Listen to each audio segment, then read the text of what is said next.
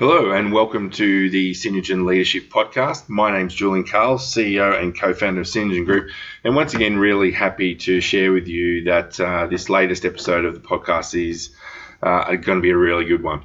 So today's episode I speak with Lisa Stephenson, who is the author of Read Me First.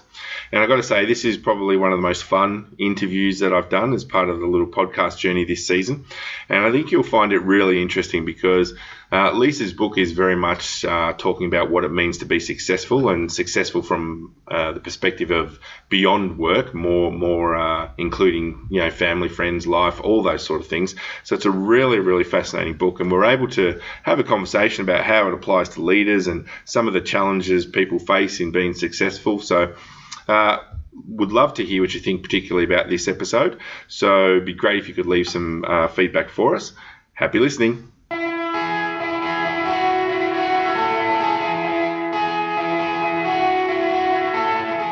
Welcome to the Synergen Leadership Podcast with Julian Carl. Julian speaks with leaders from around Australia to bring you their leadership story and share their insights about being a leader. To further help you build your leadership capability, Julian shares his own insights about leadership and the tools and techniques he uses as a leader. So welcome, Lisa, to the Synergen Leadership Podcast. Really happy that you've made the time available to be a part of it, so that the listeners have a little bit of sense about who you are. Can you tell everyone who is Lisa Stephenson? Oh, yes. I'll try not to talk about myself too much because being shy is not one of the things I have to worry about. So my name is Lisa Stephenson and I do lots of stuff actually. So I'm mostly known for my work as a success coach. So I'm really passionate about helping people work out what their potential is and what high performance looks like for them. And I also have a consulting business. We work globally. So we work with all kinds of clients actually in terms of leadership programs, but we also work with elite athletes, entrepreneurs, CEOs. So we sit on the coaching panels with lots of clients as well. And I have a private coaching practice. So I work with lots of clients on a one-on-one basis. And I've written a book and I'm a mum. I have 3 little people and I really like Aperol Spritz. Okay, yeah, nice. Just to get that out there. That out there. Yeah.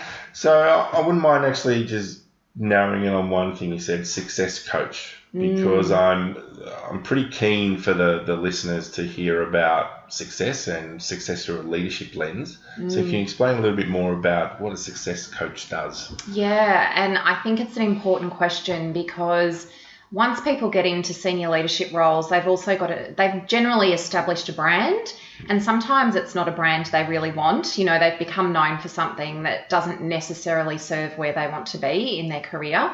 So the work that I do with leaders is very much about working out for them what success looks like in terms of the role that they're in, who they're working with, what they're known for, also what they stand for as a leader, and getting very clear about how they create success then with their team and more broadly across the organisation. So I find that can be quite confronting, because most of us have got so many different lenses and layers in there around what success is meant to be, and organisationally there's normally frameworks we're meant to adhere to, and so breaking all of that down and saying, well, hang on a second, if you've got this one opportunity in this chapter that you're in right now, what is it that you want to be known for and how are you going to do that? Okay, great. So we're here to talk about your book. Yes. So why did you decide, I'm holding it up because I'm so used to doing it in front of a camera, right? There's no camera here. Why did you decide to write Read Me First? Yeah. So, do you know, when you ask me that question, I think about what a big job it's been, and it's been quite a ride. So they say we all have a book in us. I don't know who they are. Yeah. Who are they? Yeah. And it's something that had always been on my mind, but then again, so is running a marathon, and I haven't done that. So, but it was just this inner voice that kind of said, one day you'll have enough to share that you'll want to distill it into a book. When you've done 20 years of coaching, mentoring, consulting, working in senior roles, I knew that there would be something that would kind of bring it together where I wanted to distill that into something. And then I had a bit of a personal ride, in doing divorce and various things as well, where in my own story, I really had to work out who I was and what I wanted life to look like. And so I decided, I guess, at some point in there that writing the book would be something that would, allow me to share my learning with others, but also be a new experience for me. And so I actually did this super cool, amazing thing where I took my children out of school and we went and lived in Italy for 3 months. I know, nice. Stop it. I know, nice. If only everyone could see your face right now. Italy's my go-to destination. I would like to. It's next on my list. It's just, it just feeds your soul. And when you've had a career and, I think particularly for lots of leaders and parents, our life is very much about serving others and giving. And Italy as a country just gives back. You eat carbs every day and you discover a passion for Aperol Spritz. And what happened there was, it was a healing time for me and gave me some time to step out of my business and see how that would run without me, what would happen. As it turns out, I'm not that important because the team did a great job and everything kept running when I wasn't there. And I wrote the first draft of the book. And it was interesting when I got back and I read the first draft and went, that is so boring. I want to stab myself in the eye. It was terrible. So it's been quite a ride to get from there to where I am now, being able to sit with you and, watch someone physically hold up a book. Yeah, great. Yeah. Great. Yeah. So what I'm going to do is, first of all, I'm going to do a shameless plug on your behalf. I think everyone should go out and get this book. Read Me First, and it's through Major Street Publishing. So shout out to Leslie. But I think what I'm going to do is explore some key things which stood out for me, and sort of put you on the spot and dig deeper in bits and pieces. Does that sound all good? I love that. I love being put on the spot. All right. So I'm pretty keen about this idea that you speak about near the start of the book, is this idea about where are you now? Are you able to share a little bit more about what do you mean by that? Yeah, I think it's really important that we can stop and do a bit of an audit on where we are, because so often people focus on the past, where they've been and who they were, and they carry that forward and that can get them a bit stuck. And they also spend time thinking about where they want to go. And if you can't look at where you are now and stop, A, celebrate what's going well and what you've achieved, and B, also think about what the gaps are for you, what's the stuff that's not working in your life. I find that when we're grown-ups, whatever age we want to put around that, particularly when we are in positions where we are having to make big decisions, we might be leading people, growing a business, whatever that is, we get really stuck in being busy and can find ourselves in the waiting place and not know we are. So we're just going along and getting everything done that needs to get done. And at some point, if we want to consciously choose where we're going, we need to be clear about where we've got to and how we got here. And do you find many leaders don't actually take that time just to stop and think about that, where they are? Well, the successful leaders do. I think that's an interesting thing to think about, that people who are successful in life, whatever that means for them, are generally pretty good at self-managing, and they'll pay attention. They are quite conscious about knowing how they have to look after themselves. They know if their relationship isn't working. They're quite conscious about that. But there are many, many, many people who are just doing survival, and that might actually be quite good. They're in a job that, they're really good at, that they enjoy, in an industry that is thriving. Things might be pretty good at home, but that is not the same as strategically and consciously planning where you want to go next. Okay. And do you think that there's an impact in terms of the level of leadership people are at? So that if they're at a particular level, they're more likely to be reflective than if they're early just starting out or in a lower level of leadership? Yeah, I don't know that it's so much about age. I think it's more about the circumstances that they find themselves in. So what I find is that it's really hard for everything in life to line up perfectly at the same time. So often we might find that we're in a role that we love, but home is not so great, or we're in a relationship that just feeds our soul and it's amazing, but we are finding that our health is not where it should be. You know, all those key elements in life, to get them lined up at the same time is a real challenge. And so I find it's a bit circumstantial that, you know, people will start to pay attention when one of those things is about to collapse and break, you know, and of course, in an ideal scenario, we wouldn't wait for things to feel that hard. You know, we'd be getting onto it a bit earlier. So you talk about this idea of understanding your story. So let's dig into that a little bit. Yeah. I'm really fascinated by this, that particularly in Australian culture, we're quite uncomfortable talking about ourselves. You know, we're meant to be kind of humble and quiet, and, you know, we don't want to be too reflective, and we don't want to look arrogant, and we're pretty contained. And it's really, you know, it's obvious to me when I go and work somewhere like America, where, you know, it is a different way of being, and people are very comfortable telling me what they're good at, you know. And so I do think we miss something when we don't understand our story, which is about how self-aware we are and about how we make decisions and how we do relationships. We miss the opportunity to understand what our unique positioning statement is. You know, we miss that chance to have real clarity about understanding why we operate the way we do. Does that make sense? Yeah, absolutely. Yeah. Absolutely. And I think it's this phrase comes up a lot in my programs, but it's the whole idea of the tall poppy. Yes, you know, yeah. I think a lot of people feel very uncomfortable sharing what they're good at. Yes. For fear that someone else is going to take aim at them and try to take them down. Yeah, and there's a chance that can happen. You know, we are highly competent at that, unfortunately, I think, particularly in Australia.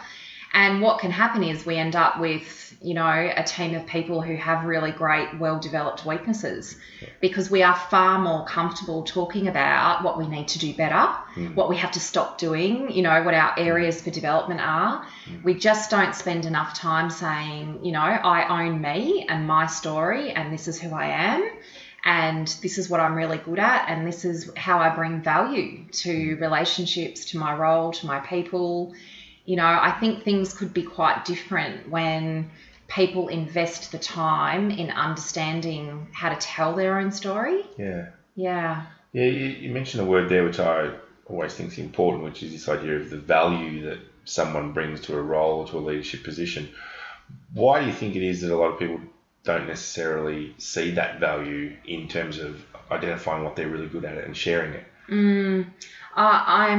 So this kind of links this whole topic that we're talking about right now. I'm really passionate about this, in that I think people are super competent at diminishing themselves.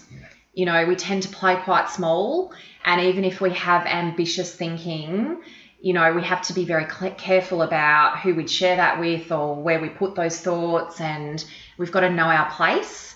And even people who are a bit more overt about where they want to go and the brand and how they achieve things tend to still either diminish themselves in some way or others. You know, I wonder what our world would look like, and particularly the corporate world or anyone who's in business, if we said, I actually will hold strong values to achieving success through others, so by making others bigger than me, and also by role modelling that. You know, I'm really comfortable telling people what I'm good at, not because I think I'm perfect. There's a whole lot of stuff, of course, that I mess up and could do better. But I actually think I have a responsibility when I'm running a business to know very, very clearly and to be able to articulate to clients what I do well.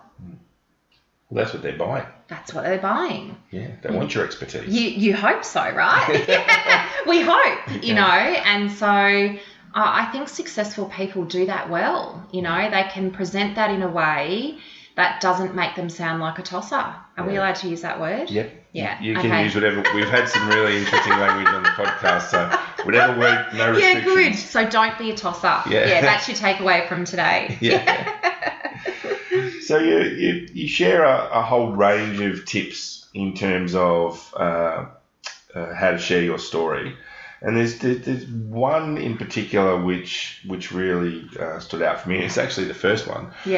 Which is this idea of owning your story. Yeah. So can you share a little bit more about how people maybe could unpack or understand their own story a little more as a leader? There's real purpose to this as well. We know that storytelling is a way of people connecting with each other. And also it's a way for us to build rapport and trust really, really quickly. So when we own our story, it allows us to be seen as a human, a whole person, and also to share vulnerabilities and to share with others what we value.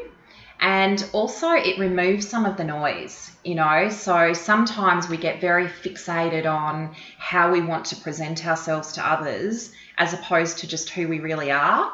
So there's a nice obvious link there, isn't there, with authenticity? Really? When I own my story and I can, in a few sentences, say, this is where I came from and this is where I am now. And aspirationally also, this is who I'd like to be. I'm giving people permission to step into that with me and also to share their story. So this is a big one for me. I think there's a lot of missed opportunities by not having those types of conversations with people. And what do you think the value is to an organisation if it had a whole series or suite of leaders who made that decision to own their story? Yeah. So that's core to the work that we do. So we see evidence of this all the time. And the really obvious things that come out is when you have a culture that says our leaders know how to tell their own story, it means that they've done the work on themselves, so they're more self-aware, they're more emotionally intelligent. We know that your ability to manage emotions of yourself and others is more important than being IQ smart. They also move their kind of thinking around what's uncomfortable. So when you've had to take a really good hard look at yourself and go, ooh, that hurts a bit, or I don't really like that, or I need to clean up some of that mess, or I'm super proud of these things. When you've done that work, having a courageous conversation and, delivering some meaningful feedback to someone kind of feels less scary, because I've done it with myself. I think really successful people are great at creating that time and space to work on themselves. And another really big thing, Julian, is that when you know your own story and you take that time to work on you, you get that everybody has a story and you find yourself starting to ask different questions. You listen differently, whether it's with your customers or with your people. You kind of go, wow, I wonder what's behind this. Like, why do they have those beliefs? Are those beliefs even theirs? It might just be the beliefs of their parents, from when they grew up. Do I really understand what's motivating their behaviour? Maybe I need to dig a bit deeper to really understand my people. So it's quite a shift when people learn how to tell and own their own story. And I'd imagine that they'd be just by default, they become better leaders and their people would want to do more for them. There'd be a higher level of discretionary effort and all those metrics that we look at. Yeah, absolutely. You made it sound really clever. I know, speak just that. Just what Julian said. Yeah. So I want to read a little excerpt from your book. I nice. think it's always a nice little thing to do, and it actually touches on the point where you're talking about self-awareness. So self-awareness is a key component of emotional intelligence, which is a much greater indicator of success than intellectual intelligence. Do this work on you and you'll have the best chance at building the life you want. Daniel Goleman's findings and other research since indicate that emotional intelligence contributes 80 to 90% of the competencies that distinguish outstanding leaders from average leaders. Think on that. Let's think on that. Yeah. It's a pretty powerful. It's a big statement, isn't it? It is. That's what we're here for today, the big statements. The big statements. The big ones, yeah. And I think, I've been consulting for a long time, and there's something that's pretty obvious that, 10 years ago when we were looking at placing someone in a role, we assessed the life out of their IQ. We wanted to know how smart they were and what part of their brain they used and how quickly they could get to logic to get results, and it's a totally different trend right now that we're seeing that's really, I think, in the last 3 years been quite polarizing in terms of how we look at leadership, that what we want to know is how emotionally intelligent they are. It doesn't matter how IQ smart you are, how intelligent you are, if you leave bodies on the side of the road and can't do relationships. And, at its core, I believe that leadership is about achieving success through your people. So if you don't have the emotional awareness, well, actually, let's just define what we mean by emotional intelligence. In its most simplest form, it's the ability to manage the emotions of myself and those of others. So therefore, that means I can do conflict. I can do someone feeling really vulnerable. It means that I have an intuition around how to build trust with someone really quickly. It means that I'm aware if I prod someone a bit too hard that I may have jeopardized or undermined something in that relationship, and therefore I'll do something about it and be responsible for that.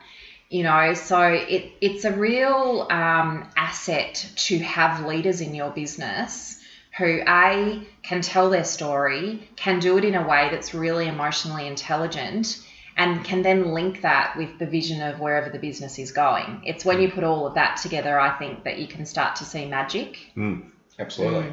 And I think we're finding a similar thing, that when people invest in the, some sort of development in terms of people's EI, I think it really starts to show and starts to play out, and people start to see it and just start to look at their counterparts even just a little differently. So even the peer relationships change. It's pretty powerful. It is, and I think it's how it's meant to be. That's not really a technical answer, isn't it? But you kind of go, we've all got so much stuff that we're managing. No one just turns up to work 9 till 5 to just do that job. We've got other things and children and families and health and hobbies and passions and, side hustles and all kinds of things happening. We want to be able to have meaningful conversations with people. Yeah. Good reading, by the way. Yeah. Thank you. You talk about this idea of sabotage and self-sabotage. And it's, I've done quite a few sort of personal development type things in my life, and they talk often about, the things that we do to sabotage our own success. Yes. So you give 15 here, which is a lot. Which one jumped out at you? So the one that actually jumped out at me is number 4, which is listening to the devil on the shoulder. Oh, yeah. Yeah. So who's this little devil? Is it like Homer Simpson in that where he's got the devil and the angel on each side? Yeah. Well, we do have so yours might be Homer, or it might be, it might be someone else or something else. Sometimes it's the voice of an undermining parent. It can be the voice of a previous leader you had. It can be your own voice. Sometimes the work is actually in working out whose it is. I think we all have that devil that sits on the shoulder that tells us we can't do it, or that we're not smart enough, or we're not good enough, or we don't have the right skills, or, it's not the right time. Who are you to think that you would be, incredible, brave, or courageous enough to set up a business, or, and there's some purpose in that. It's there to keep us safe sometimes, but it's not having the awareness, that can be the bit that's dangerous. So if you can hear the voice and go, okay, well, I'm going to ignore that because that doesn't serve the future version of me, then it's okay. But it's when that voice is louder than the angel, the advocate, the ambassador on the other side that's screaming out at us to go for it, So I always have, conversations with clients to say, which voice is louder? And what do they often say? It's often the devil. Okay. Again, it's a bit circumstantial. It's always really interesting to me that it doesn't matter how successful people are. We all have our stuff. Yeah. We really do. We all have our stuff that we worry about. There's often lots of responsibilities that people feel, particularly if they're the main breadwinner for the family. Do I really get to indulge in a startup business if, I've got school fees to pay? I don't have a right to think about that right now. So I think most of us have that, at certain times. Which leads me into this. And I really like this because it's a word that for those of the listeners that have been through my programs, you know that I use a lot. And the statement is, don't be afraid of your awesomeness in your book. Yeah. And I really resonated with that. So when you say that, what do you mean? Yeah, so I just meet the most spectacular people. I rarely meet people who are boring and annoying and, there's a few, but, mostly people are spectacular or have the potential to be. Yeah. Most people don't wake up in the morning going, oh, that's it, I'm going to be so mediocre today and I want to aggravate people and hopefully I can make someone cry. Mostly people wake up and they want to do a good job. And I find that we touched on this earlier with that thing about diminishing ourselves. And, when I say to people, if I gave you permission to say, when you are at your most awesome, what are you capable of? When you are in flow and when your confidence is strong, what would you do in the world? So I generally believe, and there's some research to support this, that the average person leaves 60% of their potential at home. Oh, that hurts, doesn't it? That's a lot. It's a lot, isn't it? That's a lot. And, and I don't mean for that to sound, patronising or disrespectful, because I think a lot of that can be because people are going to work really hard. They've got to-do lists, they've got targets to hit. It doesn't mean that they're not even high performing in their role. They might be doing a great job, but that is not the same as using your potential. What are the ideas you have that never get a voice? What are the thoughts that you have? What are the questions you could ask that people don't know the answers to? We are all capable of more than we actually get to do and share, and 60% is a big number. So, I think that's I put that in the category of just being playful. If you're just being playful and creative and thinking about you being awesome, what would you be doing? It's an interesting question for listeners to think about. Yeah, you look like you're thinking too. I'm always always thinking. Yeah. So it's an interesting structure that you have to the book, because I'm moving into a section that you call the thought provokers. Yes. And there's a couple here that I've chosen, which I think is I'd like to explore a little. The first one is this idea of motivation versus commitment. Oh, I'm so excited you're asking about this. So talk to me about motivation versus commitment. Yeah. So I don't know, do you put yourself in the category of self-help, the self-help industry? It's kind of a gross word, isn't it? Yeah, I've never considered us self-help, but maybe. I don't like to put myself there, and sometimes people do. They'll ring and ask for a motivational speaker. Can you come and motivate our people? Yeah. And I just go, just excuse me while I stab myself in the eye. Because motivation it's not a real thing. It's not a real thing. People don't succeed because they're motivated. Motivation it's a feeling. It can support a particular type of mindset, but normally that's quite short term.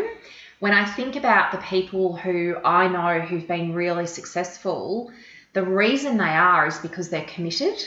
It's the things that you're committed to, the habits, the attitudes, the learning, the routines, the way that you go about life every day that creates success. I always say on Mondays, I'm so motivated to be sugar-free for the week and, to go out and walk 10K every morning. Like, my motivation's so high. And by Wednesday afternoon, I'm eating a muffin, you know. So what does motivation matter if I'm not committed, if I don't have specific goals, if I don't have non-negotiables about how my days work and what I do to achieve success, then you tend to not get there. Yeah, it's the discipline of staying the path. Oh, that's the word, the discipline. Yeah, exactly. Yeah. So the motivation bit, I kind of go, let's not waste energy talking about that too much. Yeah. You know, when clients come into coaching and they go, I really want to lift my motivation, you know, I go, okay, well, good, but let's do that in a way that's strategic and practical. And can I tell you a quick story? Please do. So I know this man, and let's call him Daryl, because that's his name. Daryl, you know who you are. Daryl, you know who you are. And I remember Daryl telling me in a coaching session, and I have his permission. Actually, I mentioned him in the book, so I do have his permission to share this. And he told me he was going to do a triathlon. Right. And I went, that's awesome. That's amazing. Tell me about that. And he said, well, you know, I know that it will require discipline and lots of work, and I don't actually know how to swim. So, and I just looked at him and went, I beg your pardon. And he said, I'm going to teach myself to swim. I'm going to go out into the bay around Melbourne and just, you know, and I went, as you do, of course, you would teach yourself to swim. And it required so much work. And I think he's now on his 4th or 5th. And he never ever talked to me about being motivated. You know, he would come into coaching and talk to me about his commitments for the next 2 weeks. This is what I'm committed to every day. This is what my plan looks like. Rain, hail or shine. These are the non-negotiables that I know I need to deliver on to be able to run that triathlon and cycle and do all those other crazy things they do. This is what's required. And I think it's a good example, you know, are you prepared to do what's required to achieve the best awesome version of you? Yeah. And motivation doesn't really play a part in that. That was a very long answer to your question. It's a good answer. Good, okay. It's a good answer. Thank you. Because I think it highlights that being motivated is not enough. Yeah. Because it's not motivation is not going to get you there. It's the actions that you take. And if you're not committed to those actions, if you don't have the discipline to follow through on those actions consistently, you'll never get to wherever it is that you want to get to. Yeah, I agree. And it's not enough to just want to be awesome or to think about it, is it? You know, I just feel awesome, therefore I am. Can you just tell me I am awesome and that's enough? You know, you've got to have the plan and do the work. Yeah, absolutely. Yeah. So another one of these thought provokers was an interesting one. Resilience over happiness. Oh, stop it. Oh, come on. I know, so controversial. Yes. Yes.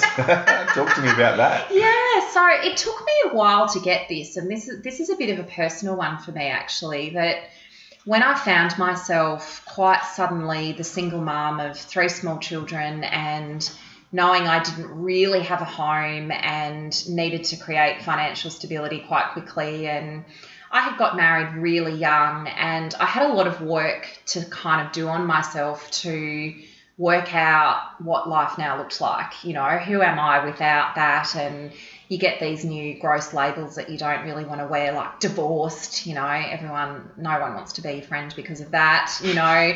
And so it took me a while to get that, you know, the place I started in was, how do I be happy now?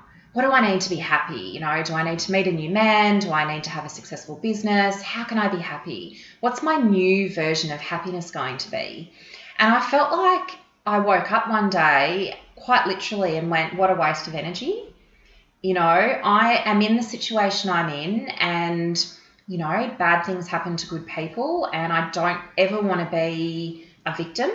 And I will not be that woman who is an angry, bitter ex-wife. Or how do I maximize, leverage everything I've ever learnt and done and experienced to now be an amazing mum and to create a business? You know, that was when I first heard the inner entrepreneur in my head going, you know, the safe option is to go and get a job, but is this the time to be the best, bravest version of you? And so I got really consumed in what I hope is a healthy way about this concept of just being resilient. I'm going to, even though right now I have lots of uncertainty and change, I'm going to do more of that. I'm going to get really uncomfortable and I'm going to take risks, and I'm going to build my muscle memory in what it takes to be really strong, and I'm going to build my resilience so that I'm not in a position again where I feel like the whole world's fallen apart. I'm going to deliberately get resilient. And that meant that I picked up the phone to call clients who had no idea who I was, and I tried a whole lot of firsts. Let me tell you, going on your first date at, oh gosh, that's a whole other podcast. It takes resilience, and I'm just going to trust that if I am strong and I am resilient and I trust that I can take whatever challenges come my way, the happiness will come. Happiness is an outcome rather than something that is my everyday plan. I don't talk to my children over dinner about, how will we have a happy holiday? How will we be happy tomorrow? I go, tell me about the worst thing that happened to you today, so that we can have a conversation about the good things that happen as a result of something that was hard or not very nice. And I also say, tell me about the best thing that happened to you today, because sometimes the best thing that happened is a result of a challenge that you stepped into. So I have a really strong personal view that when we trust ourselves and when we're brave and when we get deliberately uncomfortable, we become more capable and we attract different things. I've met the most amazing people and have been trusted by the most incredible clients.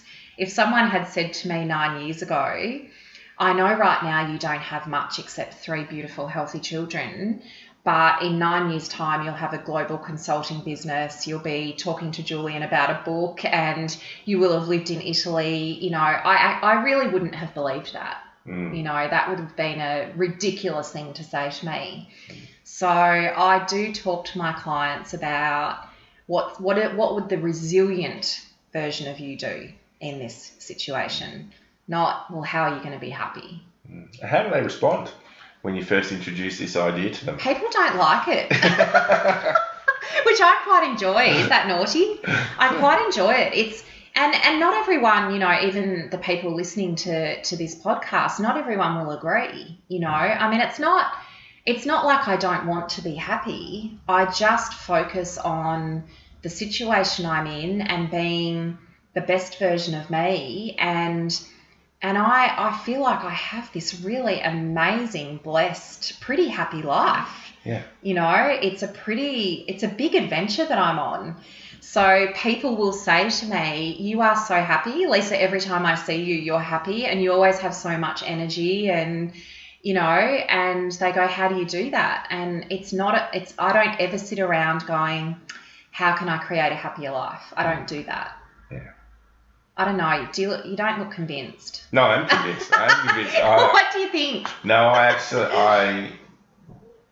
stay very much focused on what I need to achieve, because I know that if I have to achieve certain things, that's going to bring whatever the happiness is in whichever area I'm looking to achieve. Right. Whether it be business or personal or whatever, but I certainly look for experiences as opposed to sitting down and thinking, how am I be happy? It's not something which I consciously think about, because I'm a very driven individual. Yes. So it tends to be a consequence as opposed to the purpose. Yeah. So I think there's lots of people like us. They might use different language though. I call it resilience over happiness, but I think there's lots of people who think about that in different ways. They might call it their plan, or it might be about a particular vision they have.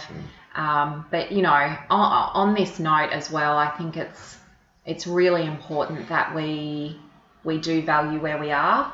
It's so nice to have the vision and to deliberately and proactively look for opportunities to grow ourselves, but also sometimes just to breathe and stop and go, it's kind of nice where I am too, Yeah. And that is actually one of the challenges with highly driven people is that they never stop. I feel like you need to say that in a bigger way. That is such a big challenge, isn't it? It is because, you achieve whatever it is you're seeking to achieve and straight away you're not actually enjoying it. You're thinking about the next step, the next step. Yeah, it's always when I get there, I get there. Yes. I think that's really valid. The high-performing people in the world are not always great at stopping to acknowledge, where they are and what they've done. Yeah. Absolutely. Yeah. I'm curious about this one. My job is what I do, not who I am. Yeah. I love your face. Just so everyone knows, he's got the book. He's got the book out, and he's got all the, highlighter pen scribbles and everything happening. I love that you've actually read it, because sometimes you do podcasts with people who haven't. My job is who I am. No, read it again. My job is not who I am. It's what I do, right? My job is what I do, not who I am. And I feel quite strongly about this, that when you tie up all your success in your job, it's going to bite you at some point, because we are a whole person. So if you suddenly find yourself, as part of a restructure or redundancy, well, then what? I think it's so important that we understand our job is one thing that we do. It is not our whole self. We are also, I am a mum and a cousin and a friend and a hippie wannabe and an entrepreneur and, Aperol Spritz lover, and there's a whole lot of different things that need to be fed for me to feel complete. That's why the incense was going when I walked in. Yeah, totally. Yeah. The inner hippie, the little girl who grew up on the beach in Queensland, I love that whole kind of getting grounded. And so it's my job should not define me as a person. Ask me about who I am, not what I do. That's how I write about it in the book, and that can be really powerful for people. And again, there might be people who listen to this who disagree. They're in a point in time where their role or the business they're creating or the type of leader that they want to be is very all-consuming, and they're very focused on that. And well, great, if you're doing that consciously. But if that's all you have for a sustained period of time, at some point you're going to hit empty. My job is just something that I do, and I'm really serious about it, but I'm not serious about myself, I don't know. What do you think? Well, you've actually a random question, which I wasn't planning to do, but something you just said, and I probably should have asked it earlier. Did you have anyone in mind when you were writing this book? I did. So I want to say it really broadly so that anyone feels they can buy the book. But so can I give two answers? Sure. No, let me give you the truthful answer, which is, I've had this really amazing life, and some of it's been a bit hard and a bit traumatic, and some of it's just been incredible and surprising. And I wrote the book because, 9 years ago, I thought I had pretty much the perfect life, not perfect as in rich and, but perfect as in I was married to the man I thought I'd spend the rest of my life with. We had a nice home, we had a little holiday house, a nice car. I had 3 really healthy children. We were planning a trip to Africa. And I really appreciated my life. It was a really blessed life. And then that was all gone overnight.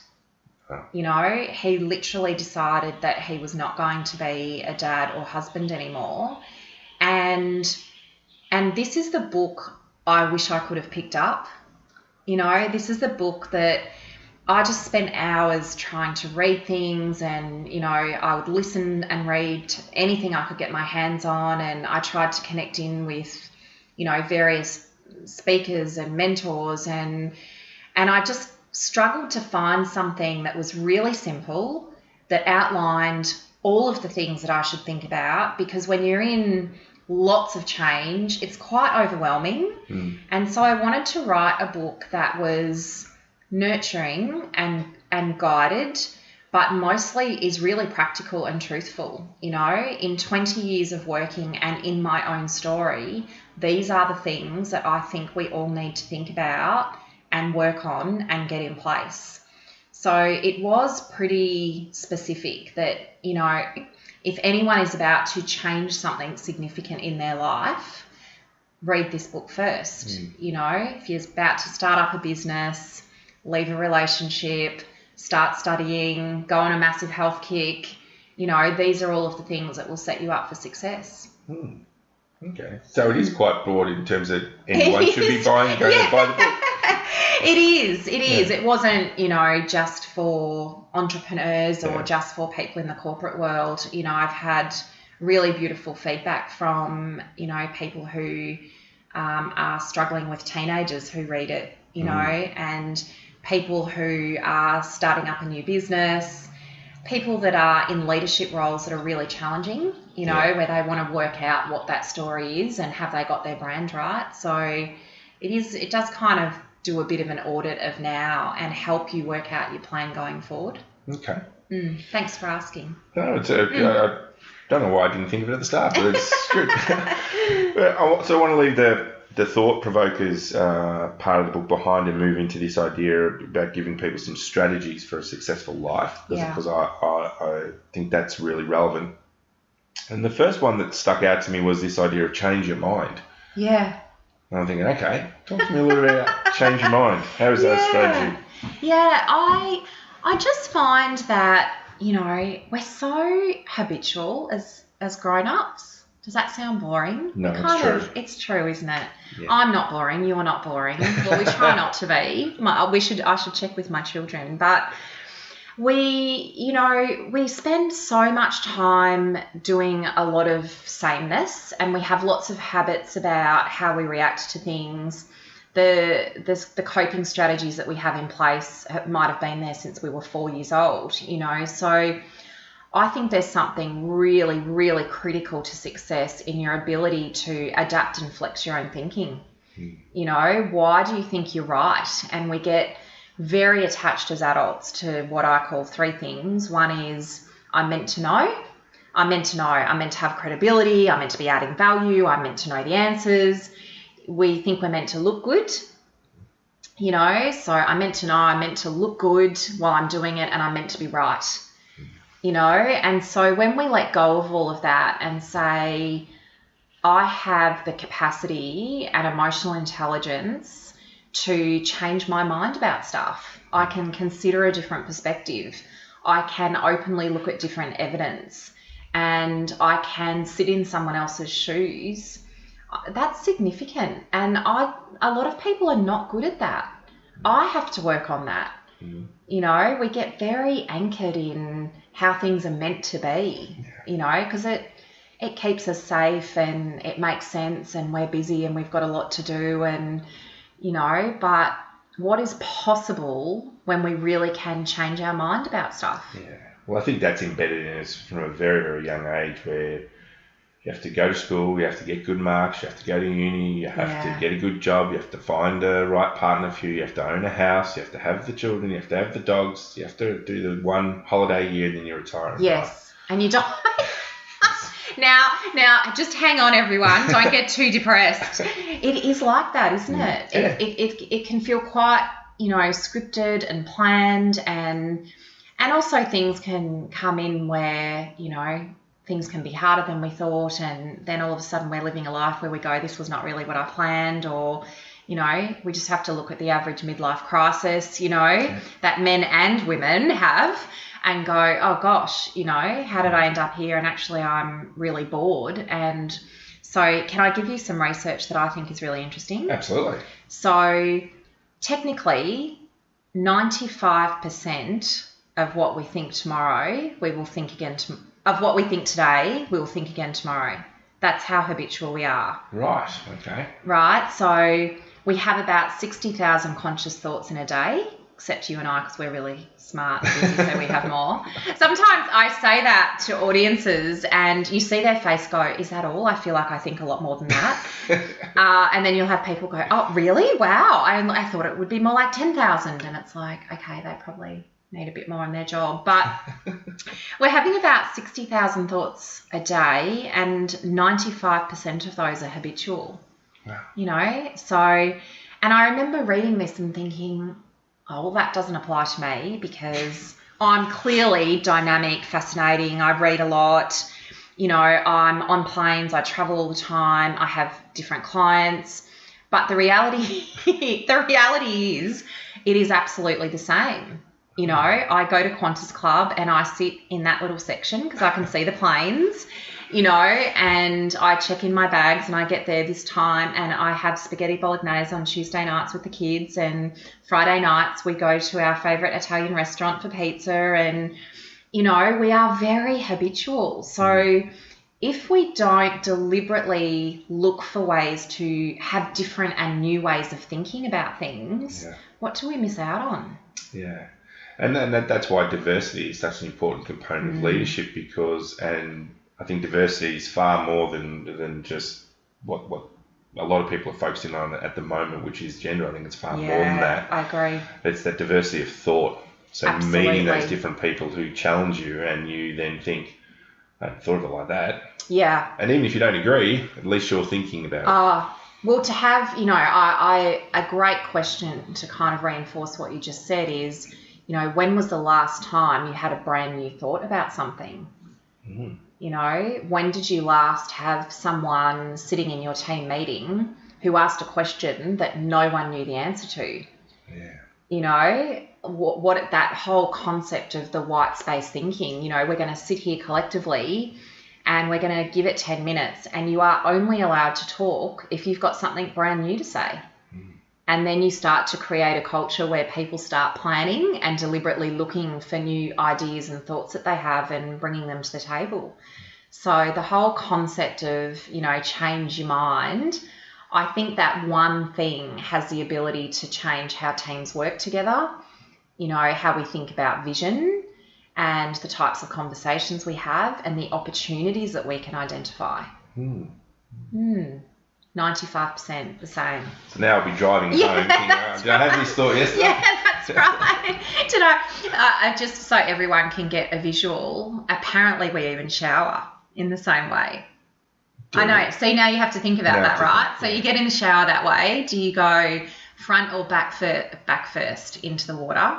And then you get the soap and, you know, then you wash your hair, like whatever else you do in the shower. That's private, right? Let's not go too far. But it's true. Even the way we shower, the way we brush our teeth, you know, like we start brushing our teeth in the same position. So now that we know how boring we all are, tomorrow we need to deliberately kind of mix it up and drive to work a different way, you know, brush your teeth with a different hand. It's a bit funny, but, you know, it's really valid in terms of how we use our brain. Try writing with your opposite hand. And, you know, I work with leaders who do things like that just to, you know, stretch themselves and, you know, have your team only work with their left hand for a day. And, you know, I know, imagine how much less would get done because we'd get so frustrated, but have the experience. Yeah. You know? Wow. Something to think about there. Yeah. The big ideas right here today with you. Ideas. Yeah. Another big idea is this idea of finding your tribe. I'm fascinated by that idea. Yeah. And this term is used a lot, I think, in that we think of our tribe as being the people who've got us covered, you know, our family and friends. And when I talk about finding your tribe, I'm not talking about that. Okay. I think your tribe should be quite strategic. Your tribe should be the people who have an agenda for you to be the best version of you.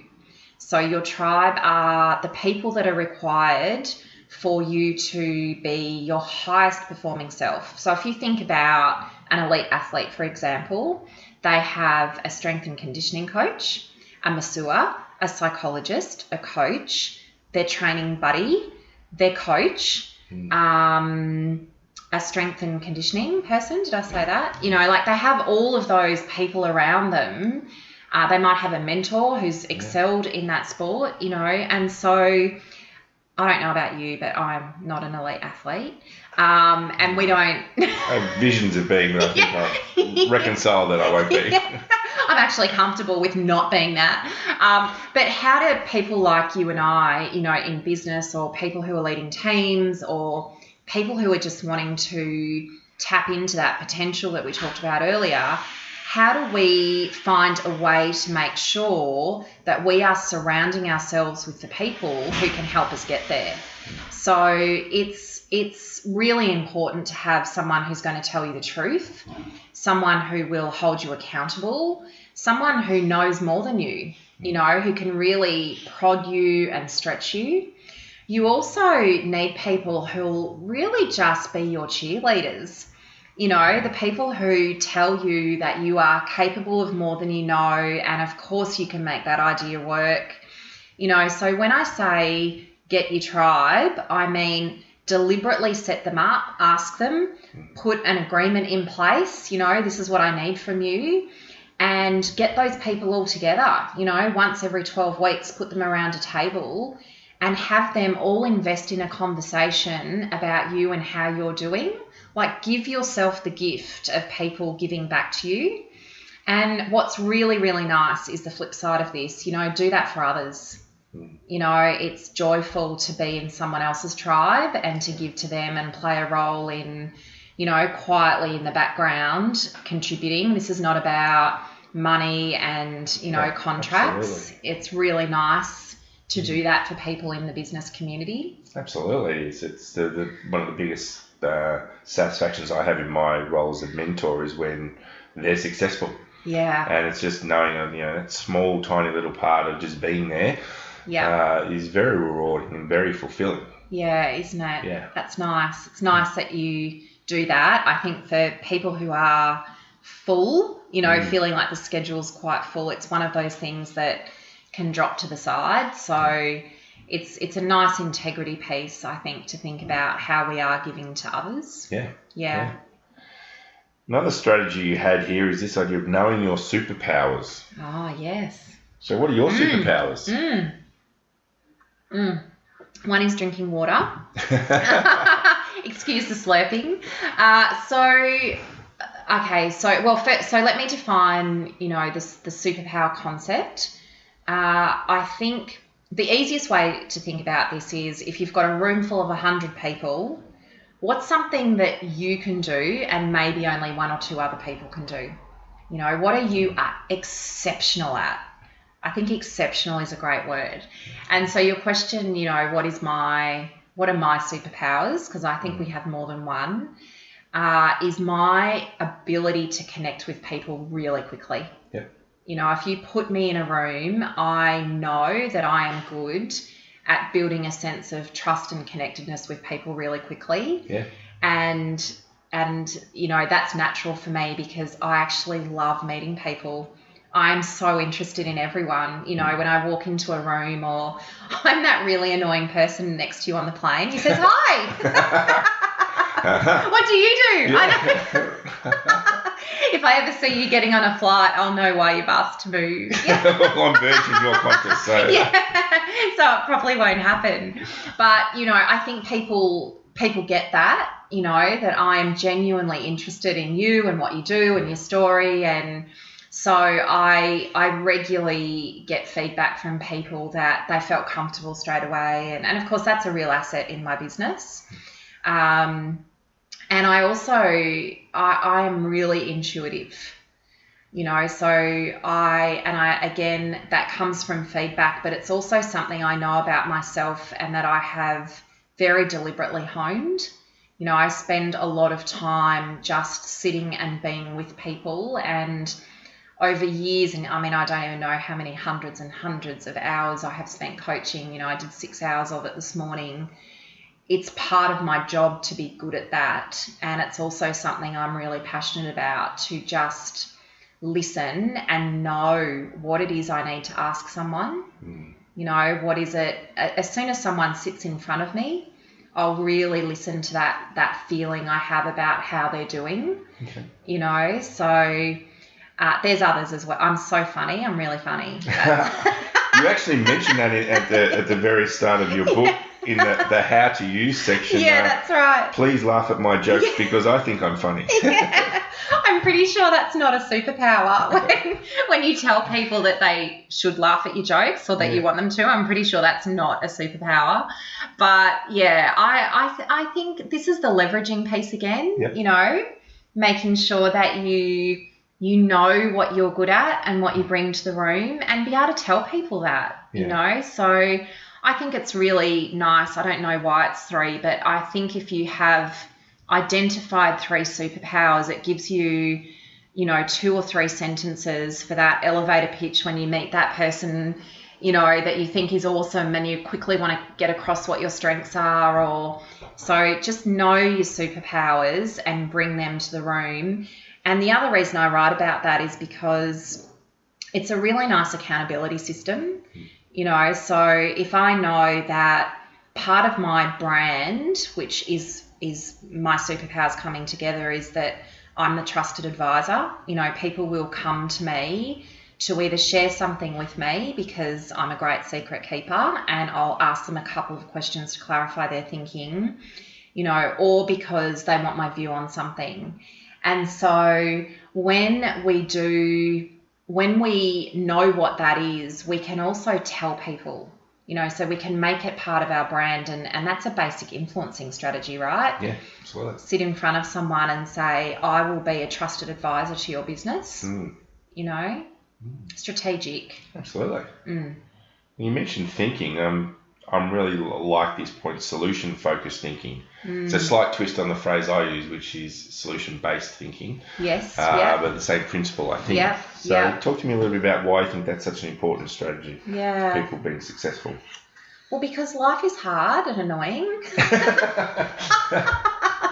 You know, I mean, so much stuff just goes wrong and is challenging, and it's easy to be awesome when it's all working. You know, it's easy to be the great leader and to be the person who is getting great results when things are all lined up, you know. So when it's hard that we get tested and when we're challenged, and are you the person who makes it hard and it feels hard or naturally looks for the solution? You know, so when we have a mindset that is naturally geared towards, well, what's a better way? How do we make this work? How do we make it go away? Who else do we need to involve and talk to?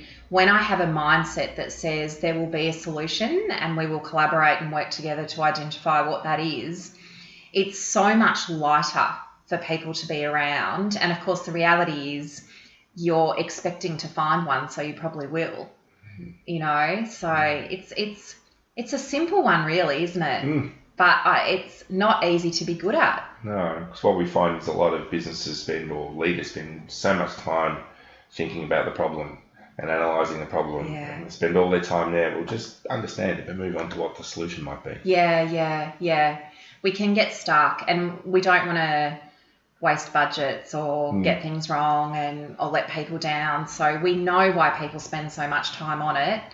But you know, I agree in my experience, you know, it's the person in the room who says, they don't have to know what the solution is, by the way. You know, it's just about asking good questions and being provocative and having an optimism that will find a way. Yeah. So you're working your way through the book. Oh, look, I think this is... Actually, we should probably stop because people won't have any need to buy it. Leslie, the publisher won't be happy. No. I've skipped some magic, so you need to go and buy it to get the magic. I'm interested in this idea of the 10 life must-haves. Yes. So you've got yours here. Yes. Which is interesting reading, so I'm not going to give it away. Talk to me about these must-haves and why they're so important in people's lives. Yeah, so I just think we're generally not great at looking after ourselves.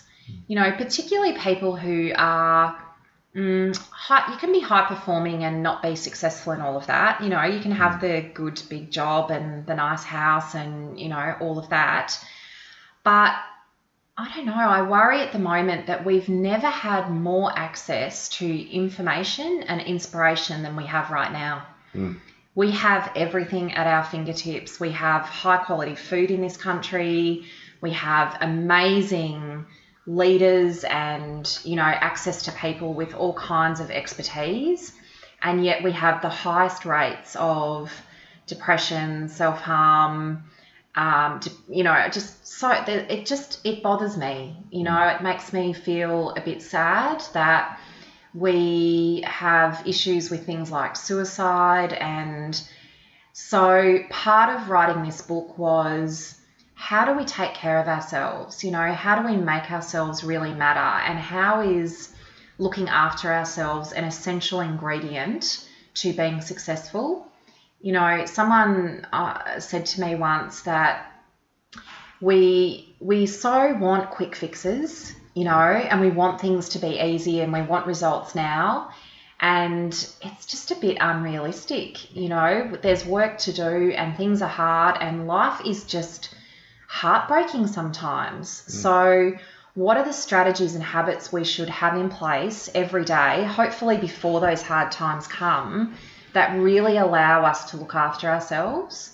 So to me, this was important. What are the things we must have in our life to make ourselves number one sometimes? And that's kind of, I don't want that to sound too soft either, because I don't think this is about, just visuals of people meditating. This is about saying we know that there is a physical impact that allows our brain to work better when our blood pressure is low and we feel rested. We know our productivity is higher when we've slept well. So what do you do to ensure that you're investing in your well-being? What was one that I said that you liked, or do you have any that are the same? Well, I missed number 7 in yours, which was patting dogs, because I'm a big dog person, but I don't have any just yet. Right. So I might have to come pat your dog. Yeah, you can. Yeah, but it was an interesting idea, because I think that a lot of them are very simple in themselves, that they're not some big thing that someone has to do there. It's actually appreciating the little things. Yes. And I think that's something which a lot of people are not doing at the moment. And it doesn't matter whether they're a leader who is feeling the pressure from senior management, or it doesn't matter whether it's a business owner that's feeling the pressure of cash flow. There's a lot of pressure right now, and just in general. Yeah. And I think a lot of people are really feeling it. And I don't think a lot of people actually know how to deal with it. Yeah. And that's why I like this idea of, just taking these, and there was a dog there. Yes, hopefully you heard it. You can go and pat the dog. Yeah. I'm hoping that a lot of people take away this idea of just focus on a couple of those little things that make them feel really good. And whether it be, patting your dog or watching your Netflix or whatever it is. Yeah. Try to build that little bit of time in each day. Yeah, I think it's a really critical ingredient, and part of being the best version of ourselves is, we've talked a lot about high performance and the best version of you, and the flip side of that is what's required is sometimes stillness and doing nothing. Just being able to be, or have no plans, or escapism, whether that's, Netflix or you might have a different version of that. But I just feel like you should have non-negotiables in place, so that when it is hard, you're not going, oh, I know I should take some time out, but I've got so much to do. If it's part of your habits now, you're setting yourself up down the track to do well. We all get our turn with the crappy bits, don't we? That's annoying. Absolutely. So one last question for you. Oh. This is the last one. Last one, okay. And it's this idea about building momentum. And the reason I wanted to finish on this is I think it's really important that wherever you're at in your leadership career, that you understand where you're at. If you are ambitious, think about how you're going to get there and what's next for you. And I think the momentum flows naturally from that. Yes, yeah. So how do we build momentum? Yeah. So there's lots of ways to do that. I think the simple one is do something small each day. Yep. If you're looking for the next role, the next promotion, don't get overwhelmed by brand and networking, and, do one small thing each day to create some energy around it. So all I'm going to do today is make one phone call to someone, break it down.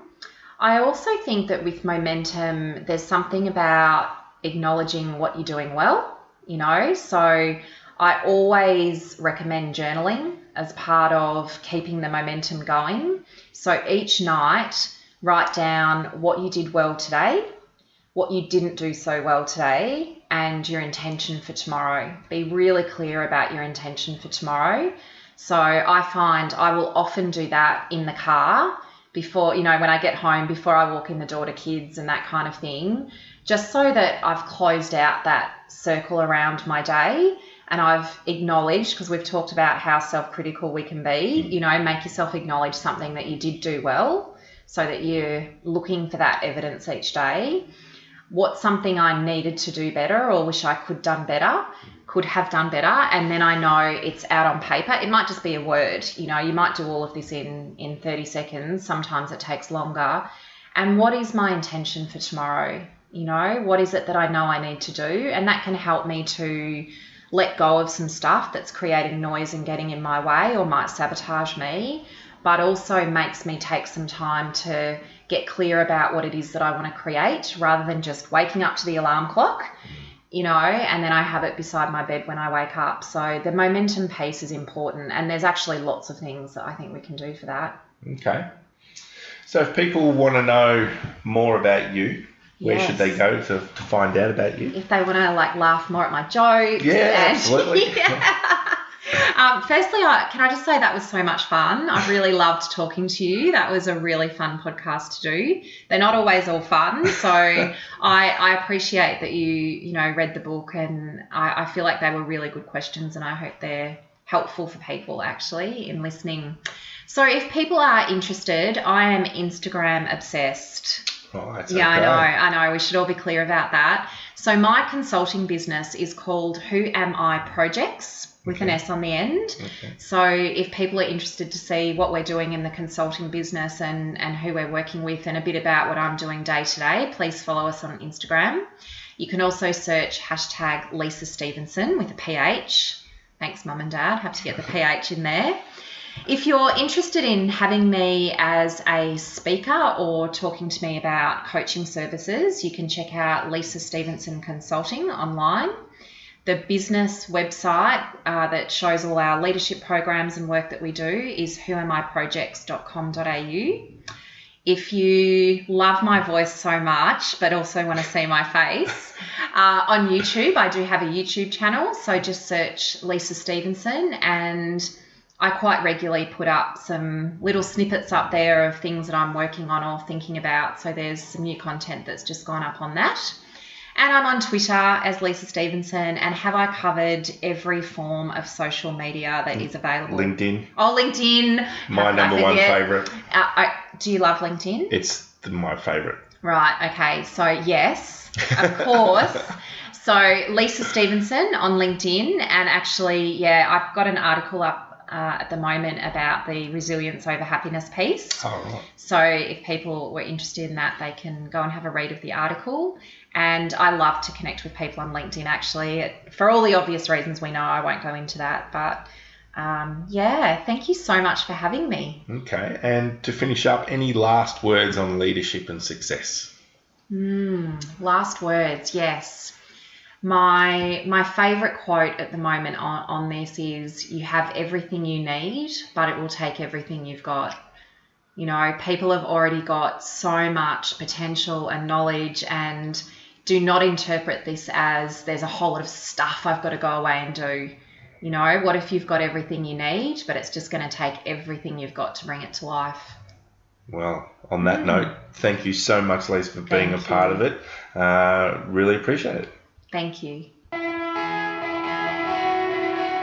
Well, that wraps up another episode of the Synergen Leadership Podcast. I trust you found it interesting. A couple of things. If you could go online and leave a review of the podcast, that would be great. Really help us in spreading awareness of the podcast. Happy for you to connect with me on LinkedIn. I'm pretty easy to find. And if you want to shoot me through an email, julian@synergengroup.com.au. See you next time.